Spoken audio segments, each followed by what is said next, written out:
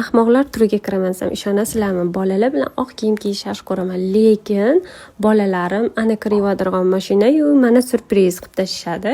Shu oq dvoykamni ham get ready with me qilib sizlarga ko'rsatmoqchi edim, ammo bolalarim tug'ilgan kunga ketayotganimizda kola to'kishdi. Bittasi shokolad qo'li bilan ushlab oldi. Zo'rg'a ko'chada yurib uyga keldim. Buni dog'ini ketkazish uchun shunaqa chudo sredstvadan foydalanib ko'rmoqchi bo'ldim. Buni o'rtog'imda ko'rgandim. Akvamarin kislorodniy очистителini 4-marta ishlatib ko'ryapman. 4-chisida ruchnoy stirka qildim. 3 marta kir mashinada yuvdim. Idealni yaltiratib berdi. Bu kislorodniy очистители bemalol kir mashinada ham, ruchnoy stirkada ham yuvsanglar bo'ladi. Ko'rinishi shunaqa oppoq bo'ladi. Hozirga mashina dog'ini 5 minutga qolmasdan ketkazishni ko'rsataman.